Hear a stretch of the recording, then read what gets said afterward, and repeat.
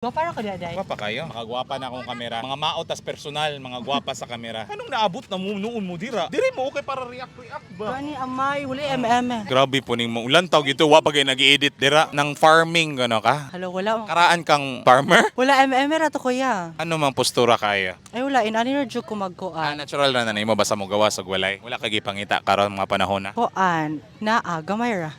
Sige mayra. Ay kanang kuan. Ano man padaghanay din yung pangitaon? Wala kanang looking kuan ra pod. Magulat ra pod ko. Og Og nay maabot. kinsa man na.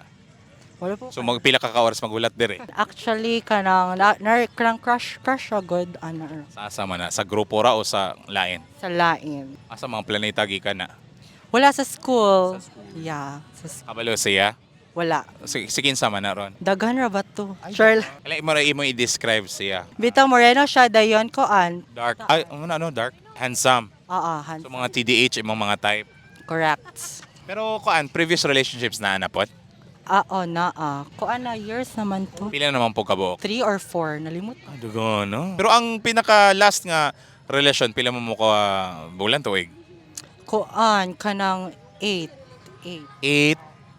8 months. O nga namang nagbulag. Kuan ra to siya kanang galing low-key ra. Wala mo gapahibalo sa uban. Kaya nga madili siya proud sa inyong relasyon. Dili kanang amor yung decision nga kuan, i-low-key ra jud siya. Pero ato nga time is kuan pa ko ato kanang maya-maya pa ko ba dili pa ko like Long hair, ana na. long hair trans ana. Aside sa katong dull, dark handsome mga type, sa pahay, interesting sa kalalaki para nimo. Interesting maybe kuan kanang sa niyang attitude. Dili kay magmatter na ako ang appearance, ang physical appearance. Mostly attitude jud ko. Kay as a kuan pod ba as a trans, we're looking for kuan pod. Sincere person, no, para sa inyo. Correct. Pero kung niagi nimo mga karelasyon, sincere pa, yap.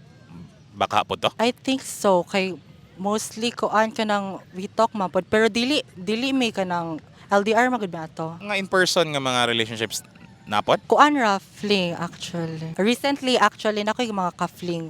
Pero wala naman. Mga kuan ra pod mga 4 weeks. Wala na. Mga karyot Balaw lang. magud ko. Ay, ano ba?